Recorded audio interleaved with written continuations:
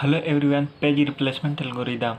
आज हम देखेंगे पेज रिप्लेसमेंट एल्गोरिदम क्या होता है। सर, ये समझने के लिए हमें ये समझना होगा कि हमारा कंप्यूटर, हमारा जो सीपीयू होता है वह कैश मेमोरी के साथ कैसे वर्क करता है। मान लेते हैं ये हमारा सीपीयू हो गया। सीपीयू के बाद कैश मेमोरी लगा रहता है। ये हमारा हो गया कैश मेमोरी। फिर एक हमारा कैश मेमोरी होगा। फिर यहाँ पर हमारा होता है मेन मेमोरी। मान लेते ये है हमारा मेन मेमोरी। तो सीपीयू हमारा काम कैसे करता है। सीपीयू क्या करता है, सबसे पहले डेटा यहाँ से लाएगा। डेटा लाने के बाद जो भी काम करना रहेगा अपना काम करेगा। उसके बाद मान लेते हैं इसने W, alphabet A to Z में से डब्लू को यहाँ से लेकर आया। डब्लू का यूज किया। उसका यूज करके इसका एक कॉपी कैश मेमोरी में रख देता है। और हमारे कैश मेमोरी के साइज लिमिटेड होते हैं। मान लेते हैं हमारे कैश मेमोरी में एक टाइम में 3 ही लेटर आ सकते हैं। अभी 2 लेटर की स्पेस खाली है। अभी 2 वर्ड और आ सकते हैं। मान लेते हैं इसके बाद हमने सर्च किया तो आगे हमारा एम का ज़रूरत पड़ा। सीपीयू एम को यहाँ से उठाया, फिर ओला के कैश में रख देगा एम। अभी हमारे कैश मेमोरी में एक स्थान और खाली है। तो हम क्या करेंगे, मान लेते हैं सीपीयू, फिर बी।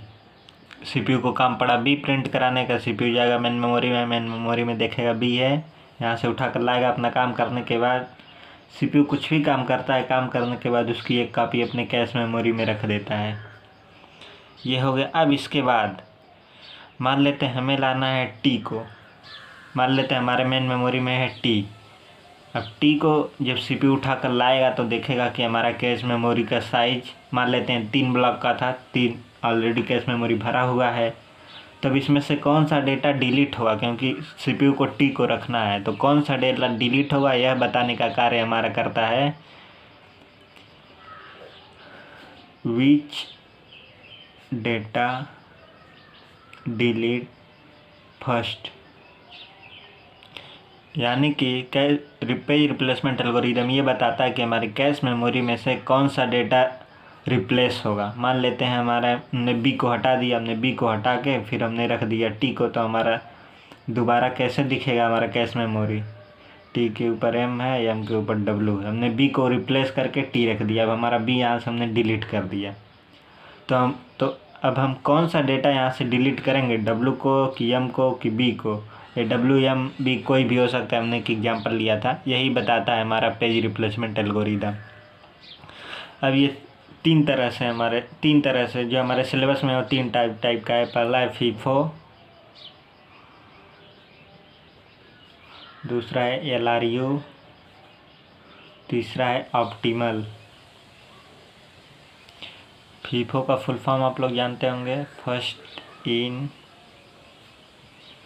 First out. एलआरयू का मतलब होता है लिस्ट रिसेंटली यूज्ड। ऑप्टिमल का तो सही है। अब हम अपने अगले वीडियो में स्टार्ट करेंगे फीफो पे हम एक प्रॉब्लम सॉल्व करेंगे। देखेंगे फीफो किस तरह से इम्प्लीमेंट करता है हमारा कैश मेमोरी। Thank you.